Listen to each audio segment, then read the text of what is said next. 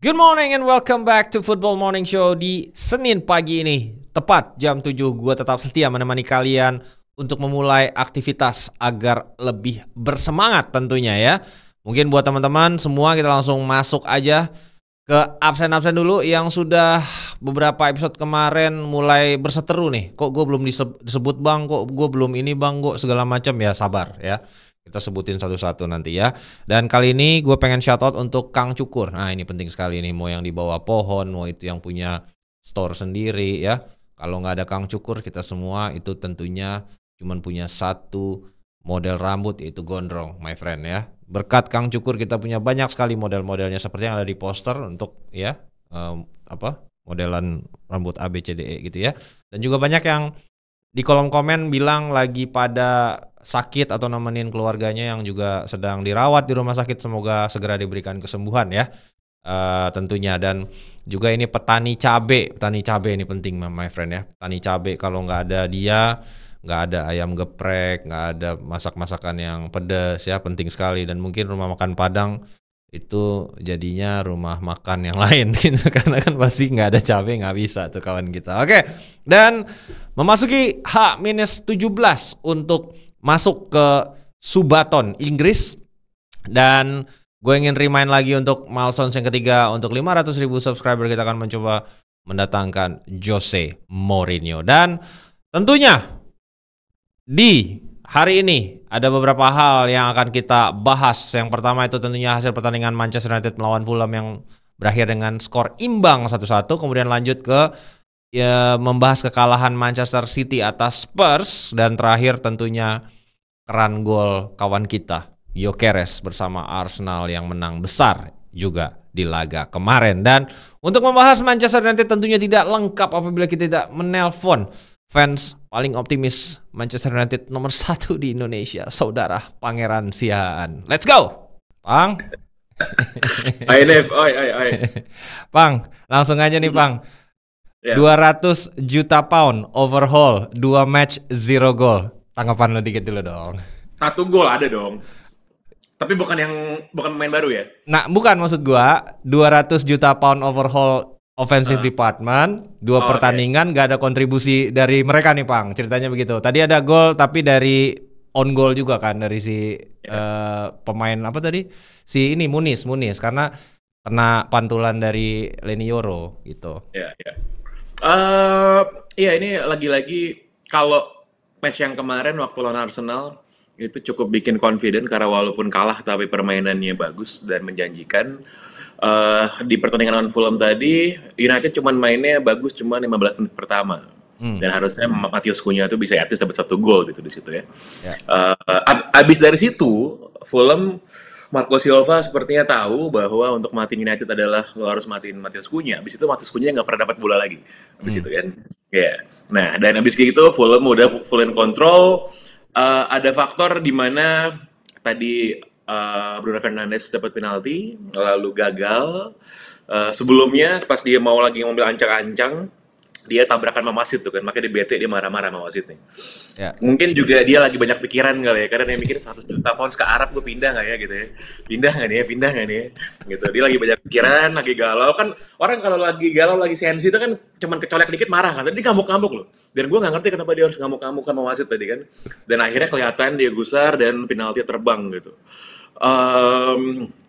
Terlepas dari itu juga ya tadi golnya Fulham itu kan dari ini ya, dari itu kesalahan siapa sih, Dalot itu ya yang kehilangan bola gitu, bola. Nah, tapi memang kalau tadi mengacu balik ke dalam pertanyaan lo, sebenarnya dari 3 pemain United, pemain depan yang dibeli, 2 tuh Matheus Cunha sama Bryan Mbeumo, sebenarnya menurut gue mereka menunjukkan bahwa lini depan United itu sudah terkontrol lah dengan adanya mereka gitu. Benjamin Sesko belum dapat kesempatan untuk main jadi starter dan lagi-lagi nggak ada servis ke dia, nggak ada bola ke dia. Kemarin musim lalu kita ngamuk-ngamuk, kita ngomel-ngomel karena Rasmus Højlund busuk gitu ya, nggak bisa bikin gol. Tapi ya mau striker kayak gimana pun kalau nggak dapat supply bola, nggak dapat servis ya nggak bisa bikin peluang gitu. Dan menurut gue untuk kalau Matius Cunha mungkin 15 menit pertama, 10 menit pertama yang mainnya sangat bagus. Tapi sih dari tiga pemain tersebut ya yang paling bagus performance dan udah dua match bagus ya si Ya, Brand Mbeumo sih menurut gue sih. oke. Nah, ini kan pelatih dinilai berdasarkan pilihan ya, Bang. Pilihan yang dia bikin gitu ya. Dan dari Nah, dua match yang sudah dijalani gitu kan oleh kawan kita Ruben Amorim gitu kan.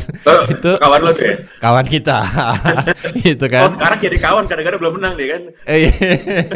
Jadi maksud gua gini-gini, dia punya opsi gitu kan, Bang. Dan dia memilih untuk tetap memainkan Mason Mount ya. Maksudnya kalau di pertandingan pertama gue paham. Tapi kan kalau kita lihat bagaimana jalannya pertandingan di pertandingan kedua lawannya Fulham, dan Fulham tuh nggak main low block loh, Bang, gitu. Mereka mainnya cukup open gitu ya.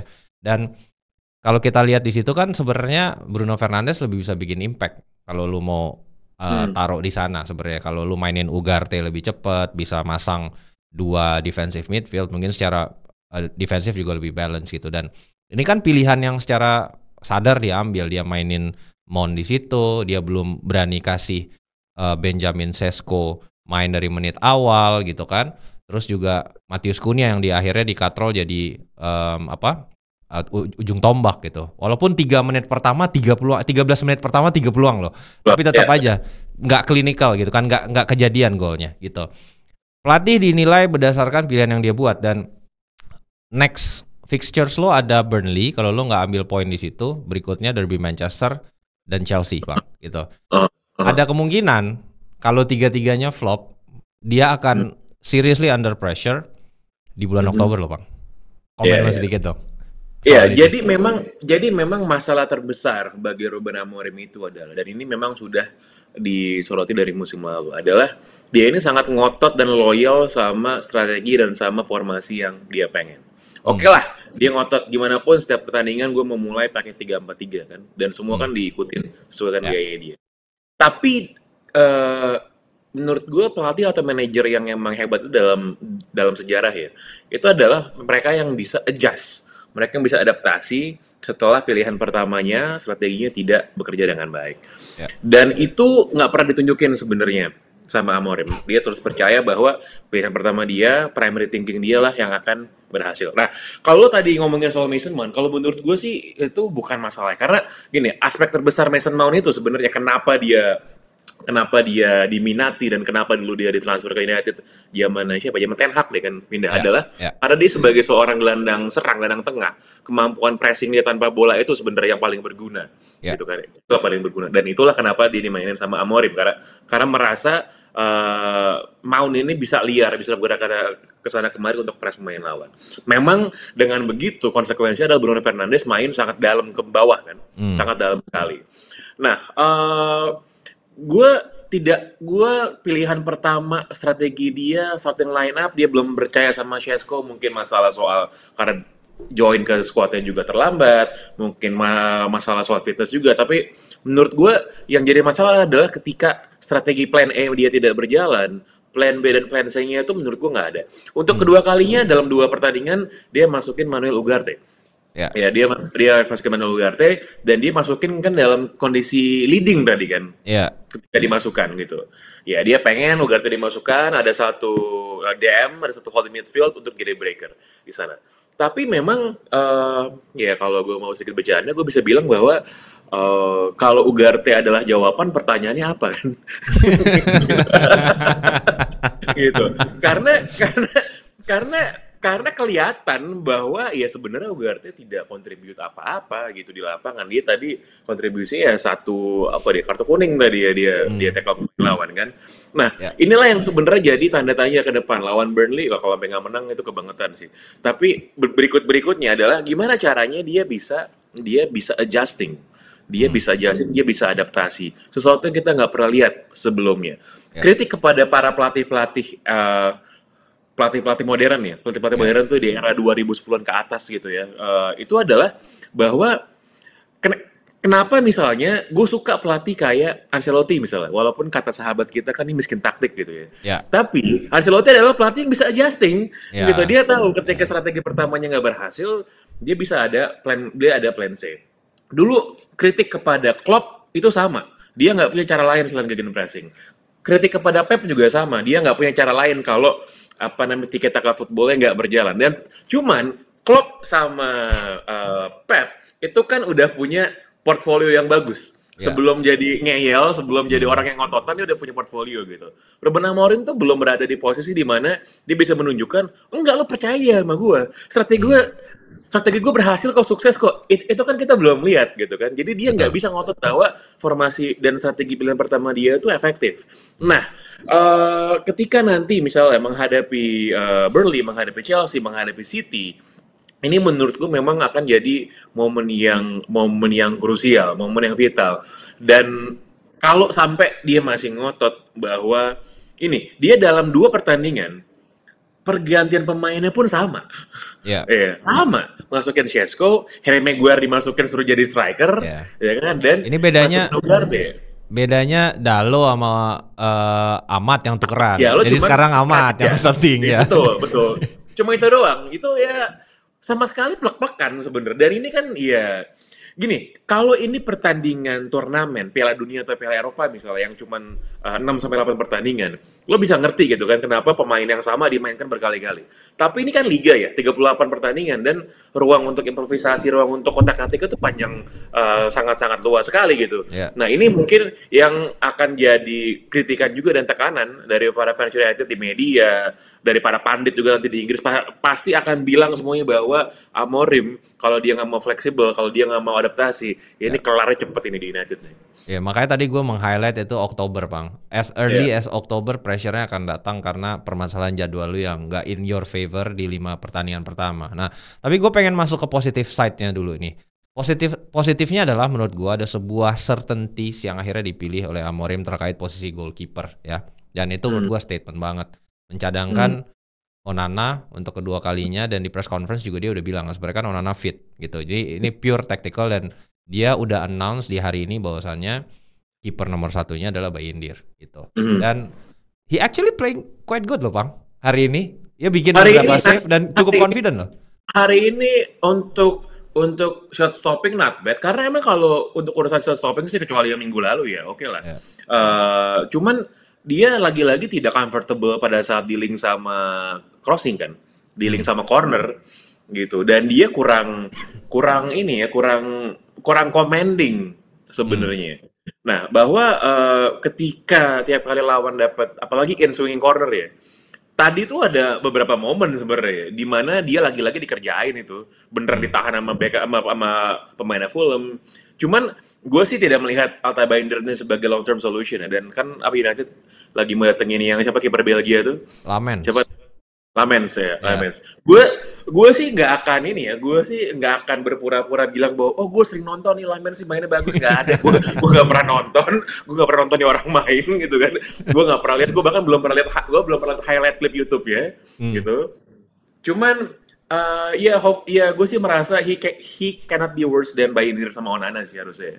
Oke. Karena kan sebenarnya gini, kalau kita lihat di department offensive itu akhirnya benar-benar grade A yang dikejar gitu kan. Tapi ketika masuk ke udah defensive midfield dan juga kiper, akhirnya nih opsi 3-4 nih yang possibly datang gitu, bukan yang grade A-nya gitu ya. Mungkin karena permasalahan juga udah keluar 200 juta pound nih, Bang. Nah, menurut lo ketimbang lo beli lagi gitu pemain yang belum pasti gitu di posisi kiper, ya masih 23 tahun juga nih si Lamens ini. Kebobolan 56 kali, Bang, musim kemarin gitu. Ya, kenapa nggak, maksud gua, ya udahlah, lu ngalah nggak datengin defensive midfield, lu all out aja di kiper. Kenapa? Menurut lo apa pertimbangannya? Karena kan kiper ini krusial banget, Bang. Betul. Iya, karena Bayindir itu menurut gua sih ya, sorry, tapi dia memang levelnya bukan first choice goalkeeper. Lalu soal Andre Onana, ya ini confidence-nya Amorim juga pasti udah drop sama dia. Dan kalau misalnya ada yang mau beli, udah dijual ini pasti sebenarnya Onana kan. Nggak ada aja yang mau beli gitu. Kemarin mau saingan dapetin Donnarumma kan, ya Donnarumma disuruh pindah ke City atau United, ya dia bakal pilih ke City lah. Udah pasti. Nah, kalau si Lamens Dibu Martinez. Dibu Martineznya juga kayaknya nggak jadi kan? Ya. Nah, jadi cuman apa Dibu Martinez sudah dari musim lalu mainnya B aja kok sebenarnya. Bukan kayak 3 atau 4 musim lalu ya. Nah, kalau Lamens ini ya apalagi lagi ini kan sebenarnya kalau buat orang yang bukan scoutnya United, ini kan ya kita cap cip cup aja kan lihatnya kan ya kiper Belgia itu track record historically sih not bad lah, lumayan lah. Ya lo beli apa ya? Kayak lo beli kecap gitu kan. Lo Ya. beli kecap warnanya hitam, labelnya merah kayaknya bagus gitu kan. Iya. Nah, kurang lebih menurut gue kalau ngomongin kiper Belgia tuh kayak gitulah. Nah, Ya. dan karena umurnya juga masih muda, jadi ya 23 nih. dianggap sebagai long term apa namanya investment lah. Ya. Karena sorry, gue kemarin sempat lihat sebentar sebenarnya klipnya si Lamens ini, dan dia klipnya lagi nahan penalti banyak tuh kan, gitu. Nah, ya kan itu kan orang namanya juga lagi jualan nih, jadi Iya. yang dimasukin ke dalam klip highlightnya cuma yang bagus-bagus aja kan. Tapi Bang, lu kan salah satu fans MU yang paling optimis ya di Indonesia ini. Ya, lu kan selalu lah. Lu kan selalu. Kemarin juga Oh kalau ya, nggak salah di TPJS lu bilang ya lawan Fulham pasti menang. Ini akhirnya imbang nih, Bang. Nah, sekarang lawan Burnley nih, Bang. Lawan Burnley nih lu masih pede. Karena kalau lu Burnley nggak lewat, abis itu derby, abis itu Chelsea, banyak potensi hiccupsnya kawan kita Ruben Amorim ini. main Burnley home kan ya? Oh, Home, iya itu kalau sampai nggak menang sih menurut gue ya Amorim mending mulai memikirkan masa depannya sih kalau sampai dia nggak bisa menang di situ gitu. Karena iya vibe-nya ini beda. Vibe abis lawan Arsenal kemarin kan enak nih. Karena walaupun kalah gitu kita bisa bilang ya tidak begitu beruntung dan lain sebagainya. Tapi mainnya bagus, ada improvement gitu. Hari ini lawan Fulham nggak bisa ngomong kayak gitu karena outtake-nya jelek. Outtake-nya jelek selain 10-15 menit pertama gitu. Nah, ya itu tadi sih gimana caranya untuk dia bisa berubah gitu. Dan kalau lo inget waktu Ten Hag ke musim lalu apa 2 musim lalu tuh, dia juga nggak pernah menang. Match ketiga tuh dia lawan Liverpool menang kan ya. waktu itu. Nah ya, nah ya gue mengharapkan kan kalau nggak salah abis pekan depan tuh break dulu nggak international break nggak? Apa nggak? Ya, ada 1 sampai 13 September tuh Iya international. kan international break dulu kan, ya kan? Ya. Ya, jadi kalau sampai dia nggak menang juga gitu kan, abis lawan Burnley nanti nggak menang, ya gue rasa international break itu bisa dipakai sama Amorim tuh buat ini kali ya, buat refleksi diri kali ya, introspeksi gitu. Ya karena abis dari situ ya Chelsea dulu ya deh, Chelsea dulu. City dulu, Bang. Oh, City dulu. City dulu, baru 13, Chelsea. abis itu Chelsea. Iya, iya. Ya mungkin nanti pemain Amorim pas lawan City bisa bilang kepada timnya, hari ini convince yourself, lo pemain Spurs gitu kan. atau Liverpool karena dua tim itu kan yang pasti Dua-dua tim 10 itu kali bisa ya. ngalahin. 10 kali ngalahin City ya, kryptonite ya. But anyway, ya oke Bang, thank you. Always pleasure to have ini Thank you for fans having me. Manchester United paling optimis di Indonesia. Kita lihat lagi nanti minggu depan seperti apa ya Bang. Thank you Bang. Oke, itu tadi diskusi dengan Pange, dan sekarang kita akan maju ke 3 hal yang bisa dipetik dari hasil imbang Manchester United kontra Fulham ya. Dari recapan yang coba gue ambil hikmahnya dari laga imbang kemarin Manchester United, ada 3 hal yang kita akan coba ambil beberapa hal positif. Yang pertama tentunya adalah kembalinya Matthijs de Ligt ke penampilan terbaiknya ya. Setidaknya selama 2 match ini konsisten menampilkan penampilan dengan standar yang tinggi. Kemudian juga ada kelemahan yang terekspos di posisi wingback kanan di Manchester United. Dan juga yang ketiga, bahwasannya Amorim seperti yang gue bahas sama Pange tadi sudah menentukan siapa kiper utama di Manchester United musim ini. Oke, kita mulai dulu dari De Ligt yang kembali seperti seolah-olah gue melihat penampilan terbaik dia ketika masih membela Ajax, membawa mereka ke semifinal Liga Champions musim terbaiknya, dan awal-awal dia berada di Juventus ya, memiliki level of physicality, positioning, duel, block, dan duel-duel udara, set piece, commanding. Jadi gue melihat sebuah improvement yang luar biasa dari De Ligt semenjak memainkan musim pertamanya di Manchester United dan memasuki musim yang baru ini. Performanya cenderung konsisten ya, itu yang gue lihat, dan dia membuat seenggaknya pertahanan Manchester United itu jauh lebih improve dari sisi kekompakan gitu ya, dan juga secara overall penampilan individu. Kalau kita tarik 2 penampilan terakhir kontra Arsenal dan juga lawan Fulham kemarin, itu konsisten memainkan penampilan levelnya itu level man of the match ya. Lawan Arsenal tuh nilainya 7,1, lawan Fulham tuh 7,5. Jadi gue seolah-olah melihat sempat agak sedikit khawatir ya ketika era Ten Hag, karena dia sempat menurun penampilannya, sempat dicadangin juga, sempat cedera juga.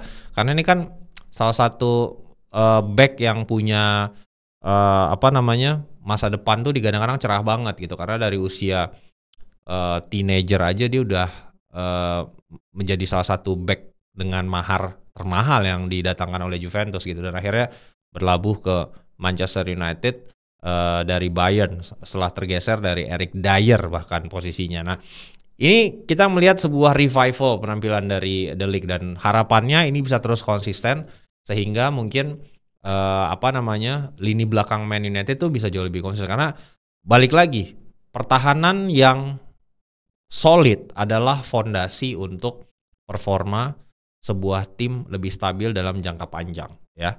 Biasanya lini depan memenangkan kalian pertandingan, tetapi lini belakang memenangkan kalian kejuaraan ya. Nah, itu yang menjadi basis fondasinya. Nah, berikutnya kita masuk ke hal yang bisa kita petik dari pertandingan kemarin adalah baik sejak melawan Arsenal maupun continuity-nya kontra Fulham itu adalah tereksposnya kelemahan Manchester United di posisi wingback. Ini dilakukan sedikit perubahan oleh Amorim.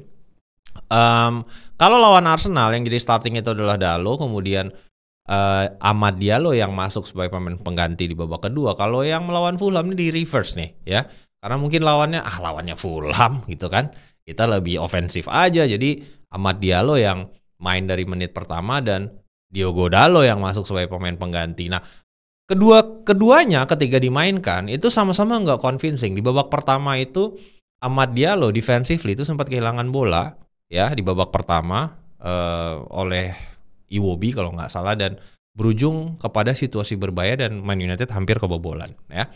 Jadi despite Amad Diallo ini bisa menawarkan sisi ofensif yang baik, tapi defensifnya ini masih question mark banget gitu ya.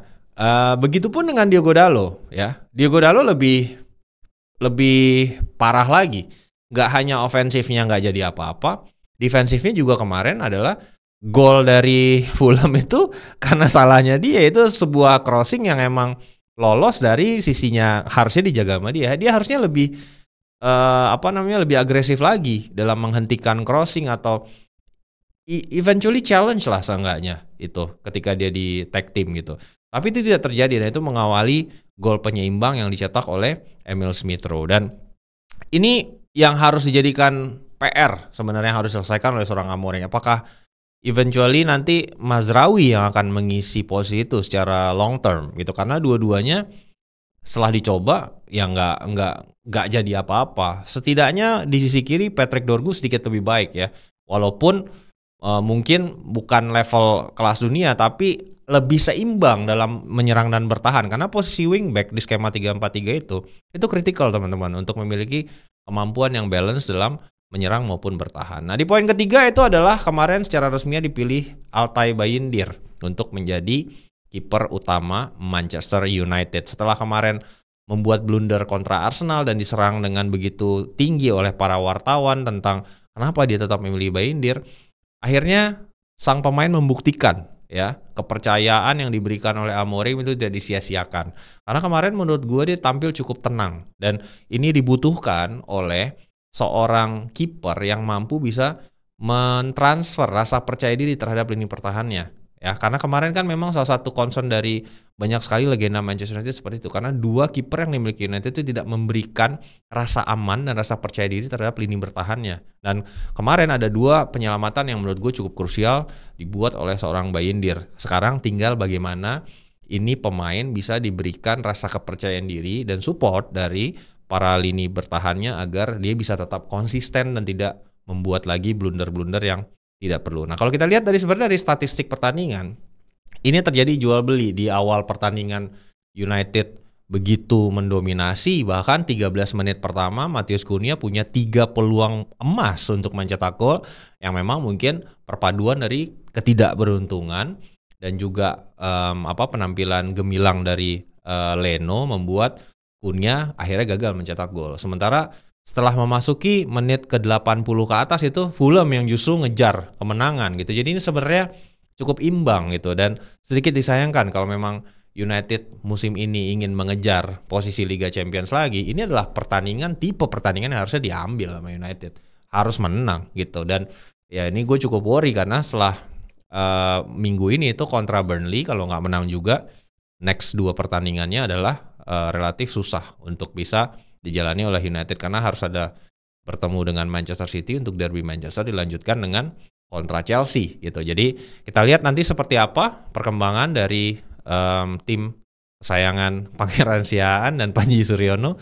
Semoga ada sedikit grafik menaik ya, grafik membaik lah kurang lebih. Nah sekarang lanjut ke tim gua yang kemarin kalah dari Spurs. Nah ini gua nggak kaget sebenarnya, karena kan gua udah disclaimer duluan nih. Jadi di preview gua ketika menebak top 5 ya musim ini, gua kan naruh Manchester City itu di posisi 3 gitu, karena gua melihat begitu banyak sekali problem ya sebenarnya yang belum solve gitu. Kemudian juga ketika ngobrol sama Panji di Offside 2, gue juga ngomong sebenarnya yang gue jagoin itu lebih ke Liverpool dan Arsenal untuk juara musim ini. Bukan, gue bahkan nggak menjagokan City bisa juara gitu. Kenapa? Karena gue masih melihat ada faktor inkonsistensi yang bisa terjadi gitu. Kenapa? Karena itu coba kita lihat ya beberapa hal yang bisa kita petik dari kekalahan City atas Spurs. Yang pertama, kita harus memberikan kredit kepada tim yang menang. Jadi bukan karena City kalah akhirnya City yang dibahas, justru tim yang ngalahin yang harusnya diberikan kredit. Jadi yang pertama ingin gue sampaikan adalah Spurs versi Thomas Frank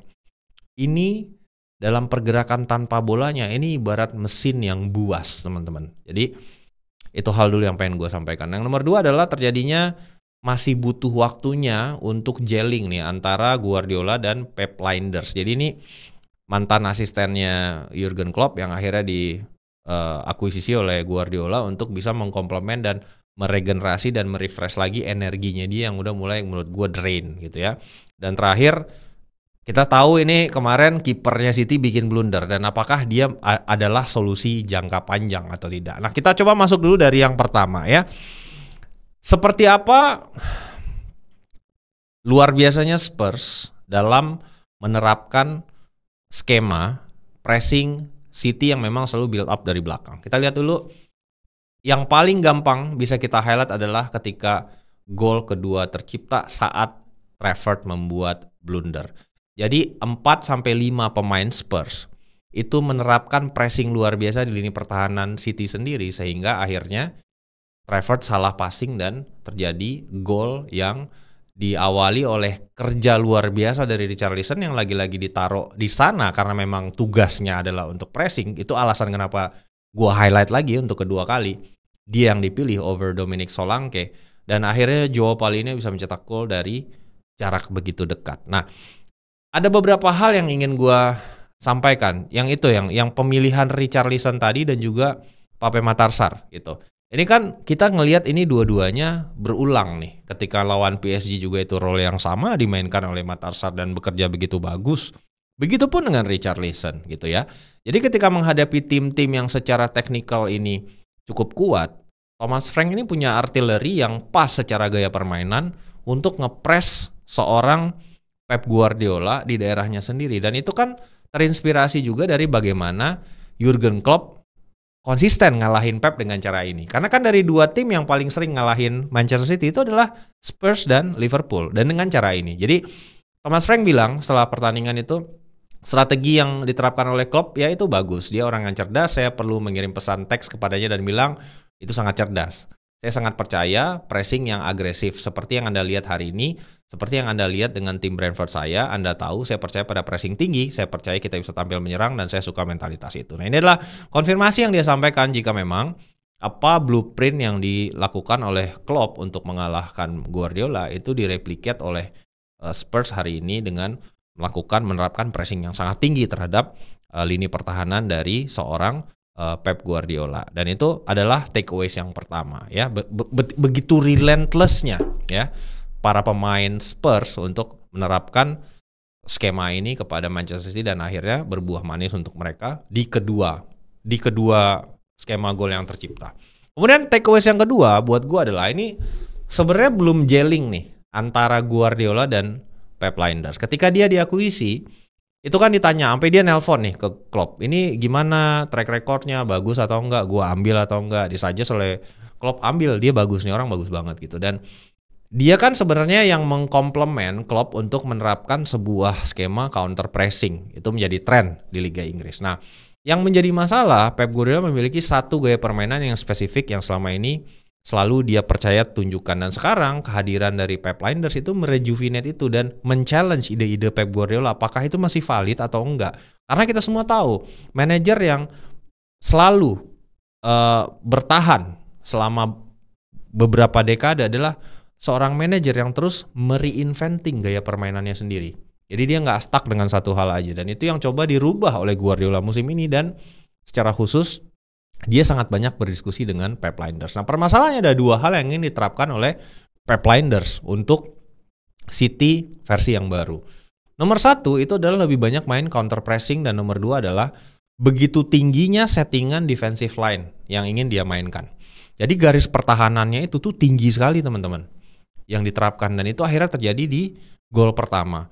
Karena bagian dari strategi high defensive line itu adalah menerapkan perangkap offside yang terorganisir, dan kemarin perangkap offside itu gagal dieksekusi dengan sempurna oleh John Stones yang kepleset dan akhirnya berujung kepada gol pertama oleh Spurs. Nah, itu yang gue bilang tadi. Jadi ini City mau main seperti apa nih dengan kehadiran seorang Pep Lijnders? Apa improvement, apa gaya permainan yang mau disampaikan? Dan itu juga di highlight kelemahan itu oleh Thomas Frank.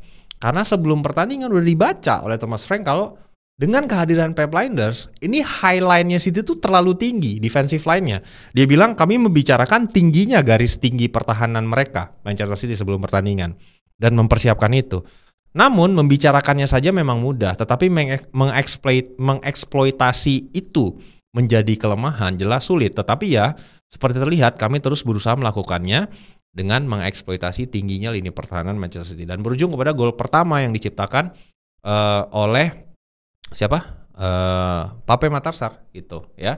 Jadi itu yang kita lihat nanti seperti apa improvement kedua asisten dan sang manajernya ini untuk akhirnya bisa membuat perubahan-perubahan yang dibutuhkan. Karena kalau enggak ya mostly menurut gue paling ya challenge buat peringkat ketiga nih. Karena masih banyak sekali terkait akuisisi pemain, terkait gaya permainan yang masih question mark untuk bisa mengarungi 38 pertandingan selama satu musim. Dan terakhir, blunder yang dilakukan oleh James Trafford itu cukup ironis. Karena sebenarnya gini, gue sempat agak sedikit terenyuh karena di pertandingan lawan Wolverhampton Wanderers ini Phil Foden ngumpulin semua pemain akademi yang sekarang tuh membela City ya. Jadi ada Rico Lewis, ada Nico O'Reilly, ada Phil Foden, ada James Trafford, ada 4 lah ya. Sisanya yang dulu tuh bermain bersama-sama barengan sama Jadon Sancho, barengan sama James McAtee yang sekarang udah dijual ke Nottingham Forest, barengan sama Tosin Adarabioyo yang sekarang udah di Chelsea. Nah sisanya 4 nih sekarang. Nah, Foden bilang gue bermimpi banget kita bisa main jadi starting 11 bareng-bareng semuanya gitu. Dan itu membuat sebuah keputusan emosional sebenarnya yang dilakukan oleh City dengan memulangkan seorang Trafford gitu. Dan dengan blunder ini tuh menjadi pertanyaan, apakah Trafford ini adalah solusi jangka panjang sebenarnya untuk posisi kiper di City? Karena kemarin kita semua tahu dengan kembali dimainkannya dia sebagai starting 11 untuk pertandingan kedua secara beruntun, itu praktis ya memang Ederson sudah disingkirkan. Ini adalah pembicaraan yang tidak mengenakan yang harus ditempuh oleh Guardiola. Karena terlepas dari blunder ya, sebenarnya dia bikin beberapa save ya. Tapi ya balik lagi, goalkeeper itu dinilai dari seberapa sedikit blundernya, bukan seberapa banyak save-nya. Beda sama penyerang. Penyerang itu dinilai gak akan dilihat berapa kali dia miss selama totalan golnya itu banyak. Itulah gak fairnya seorang goalkeeper dinilai. Dan kemarin ya mau gak mau terekspos ya. Aspek dari delivery-nya itu tidak sebagus Ederson. Dan langsung itu kita lihat semua kamera langsung menuju ke Ederson pada saat itu ya, yang berada di bangku cadangan, yang sekarang sedang dalam pembicaraan untuk dilepas ke Galatasaray ya. Belum ketemu aja nih harganya gitu. Dan setelah blunder kemarin, bertepatan juga tiba-tiba berita kalau Manchester City dan Gianluigi Donnarumma itu udah mencapai kesepakatan personal untuk sisi gaji gitu ya. Baik itu nanti apakah nanti lewat skema transfer langsung sebelum jendela transfer ditutup atau dengan skema free transfer tahun depan. Nah ini bukanlah sebuah kejutan karena memang preferensi dari Donnarumma dan agennya adalah bermain di Liga Inggris. Kita semua tahu dan destinasinya nggak begitu banyak opsinya yang bisa membayar gajinya yang cukup mahal. Dan sekarang tinggal kesepakatan antar klub. Nah terakhir itu agen dari Donnarumma itu Enzo Raiola itu mencoba membujuk PSG agar dapat bisa menurunkan permintaan transfer fee-nya.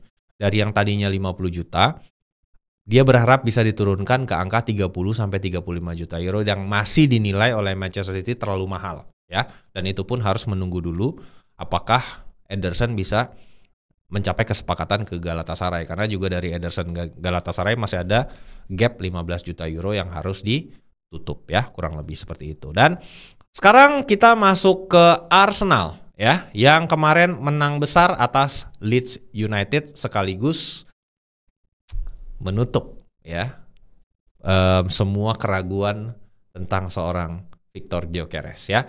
Kalau kita coba memetik ada 3 hal yang bisa kita petik dari kemenangan Arsenal atas Leeds United. Nomor 1 itu adalah dari skema gol yang tercipta, 2 gol yang diciptakan oleh Victor Gyökeres. Kita berarti bisa menilai jika ini adalah striker yang potensial banget untuk bisa jadi pemain sangat-sangat top di Liga Inggris. Jadi it's just a question how Arsenal itu bisa define cara bermain bisa mengkomplement dia gitu ya. Bagaimana bisa memaksimalkan permainan seorang Victor Gyökeres. Jadi timnya didesain untuk mensupport dia gitu. Itu nomor 1. Nomor 2, kemenangan ini harus dibayar mahal karena ada 2 pemain kunci yang juga cedera. Itu berarti ada 3 total pemain Arsenal, pemain kuncinya yang cedera secara bersamaan. Kai Havertz, Bukayo Saka, dan juga Martin Odegaard ya. Jadi ini adalah 3 pemain kunci yang harus absen yang kita belum tahu seberapa lama kurang lebih. Dan terakhir ada seorang bocah luar biasa membuat debutnya di usia 15 tahun. Ada di bracket yang mungkin kita bisa nanti mulai consider dia seperti Jack Wilshere, Cesc Fabregas yang membuat debut begitu muda bersama Arsenal dan eventually menjadi seorang pemain kunci. Oke, kita mulai dulu dari yang pertama ya. Kita lihat seperti apa skema Gyökeres ketika dia menerima bola pantul dari Calafiori. Itu adalah sebuah ruang yang dia attack. Nah, ini yang gue sampaikan juga di beberapa episode kemarin. Bahwasannya Victor Gyökeres adalah tipe striker yang sangat bisa flourish ketika lu memberikan bola-bola yang bisa menyerang ruang, space gitu. Nah, jadi harus lebih banyak tipe operan seperti yang harus dia terima. Nah, kalian lihat dengan begitu besarnya ruang yang bisa dia eksploitasi, dia bisa membuat pergerakan. Ya, pergerakan dengan skill dia sendiri, kecepatan dia, kemampuan dia untuk take on pemain. Bahkan ini sebenarnya kan ada 2 pemain yang mencoba untuk menghentikan dia, tapi presisi, power, dan juga goal instincts itu berbicara. Jadi ini adalah tipe-tipe bola yang harus didapatkan oleh seorang Gyökeres untuk Arsenal bisa harvest kemampuan terbaik dari seorang Victor Gyökeres. Nah, kalau kita lihat statistiknya ya, kemarin menghadapi Leeds United 2 gol, tampil 90 menit dan dia melakukan sentuhan 6 kali di kotak penalti lawan. Dan ini dia mulai sedikit akhirnya mendapatkan tentunya rasa kepercayaan diri dan dikomplement lagi dengan gol kedua lewat titik putih ya. Penalti itu semakin membangun kepercayaan diri seorang Gyökeres untuk akhirnya bisa lebih memberikan dampak lagi. Dan ya gue cukup menyayangkan cederanya Gyökeres dan cederanya Martin Odegaard dan Saka ini berpotensi mungkin mengurangi nih tipe-tipe bola kayak tadi tuh. Jadi mungkin akan ada pemain lain yang step up, karena kemarin ketika Nwaneri yang masuk menggantikan Odegaard itu banyak banget upaya take ons individu 1 lawan 1, bukan true pass atau bola-bola yang seperti disampaikan oleh Calafiori tadi. Dan setelah pertandingan Gyökeres ngomong, Saya merasa baik hari ini tentu saja karena bisa mencetak 2 gol dan tim mencetak 5 gol. Saya pikir itu menunjukkan bahwa kami bisa menjadi ancaman besar ini di depan karena kami memiliki banyak pemain menyerang yang hebat. Dan juga tentu saja pertahanan sangat penting. Saya pikir kami menekan dengan sangat baik hari ini dan tidak memberi mereka banyak waktu menguasai bola. Saya pikir kami pantas mendapatkan kemenangan ini. Itu kata Victor Gyökeres. Dan tentunya kawan kita Mikel Arteta memberikan puja-puji gitu. Ya langsung untuk memberikan ekstra rasa percaya diri untuk kawan kita ini. Dia bilang Mikel Arteta setelah pertandingan, Gyökeres akan membantu kami berkembang dan kami bisa menemukan cara lain untuk menyerang tim lawan dan saling terhubung. Sudah jelas di mana Victor benar-benar berbahaya, tetapi dia punya kekuatan super dan mari kita tempatkan dia sering mungkin dalam skenario seperti itu yang terjadi malam tadi. Karena sesuatu yang baik akan terjadi. Itu dia. Ya, tentang Victor Gyökeres yang sudah menyudahi keraguan-raguan dari banyak fans dari tim rival maupun juga mungkin fans Arsenal yang worry nih, semakin lama dia puasa gol semakin sering dia dibully, semakin turun kepercayaan dirinya dan dijawab tuntas oleh Gyökeres kemarin yang menjadi modal untuk akhirnya menjustify ya mahar transfer yang sudah dikeluarkan oleh Arsenal untuk seorang Victor Gyökeres. Dan berita buruk juga menyertai Arsenal karena 2 pemain kuncinya itu kemarin cedera di satu saat yang sama. Odegaard yang kena cedera bahu dan juga Saka yang kena hamstring ya. Ditarik di menit 38 dan 53. Sementara unfortunately next week Arsenal harus menghadapi Liverpool di mana secara fisik, taktik, intensitas ini akan menjadi laga yang sangat-sangat maha berat untuk Arsenal. Dan Arteta bilang itu cederanya Odegaard dan Saka jadi sisi negatif dari hasil hari ini. Kami baru 2 minggu sudah kehilangan Kai Havertz, Martin Odegaard, dan Bukayo Saka. Jadi ini menunjukkan betapa pentingnya kedalaman skuad. Kami harus siap untuk menghadapi situasi seperti ini dan tetap mempertahankan level yang kami inginkan. Nah, ironisnya ini terjadi saat Arsenal benar-benar belanja untuk mengadres kedalaman skuad dan menutup gap kualitas antara pemain inti dan pemain cadangan ya. Jadi kalau baru aja beberapa episode yang lalu kita bahas kualitas pemain starting 11 dan pemain cadangan Arsenal di satu posisi yang sama tuh ada 2, bahkan ada 3 pemain yang sama di satu posisi. Jadi ya harusnya situasi seperti ini itu bisa dilewati dengan adanya opsi-opsi yang lain.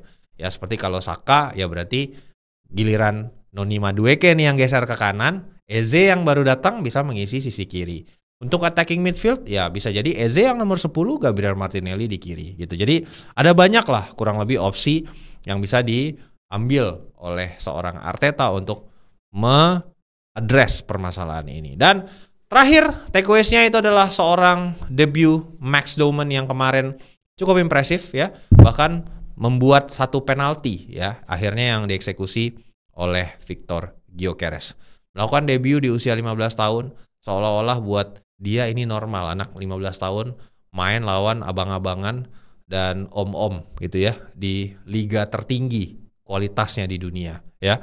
Jadi pemain termuda kedua yang mencatat debut di 15 tahun 235 hari dan langsung membuat impact. Walaupun tampil hanya 27 menit, dia bisa membuat 2 shots dan membuat dampak lah ya terhadap tim dan dimainkan di sisi kanan. Nah, ini sekaligus mengikuti jejak Arsenal yang memang terkenal dengan memberikan kepercayaan terhadap pemain-pemain muda. Ya kita semua tahu lah dulu ada Jack Wilshere, ada Aaron Ramsey, ada Theo Walcott, Cesc Fabregas gitu ya.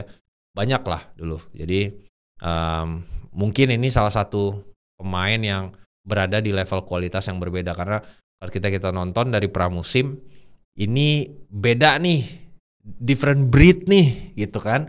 Ada pemain yang ya kita bisa tahu lah sekali lihat dia mainnya ya ini mah bakal jadi pemain biasa aja, tapi menurut gue Doman sih berbeda ya.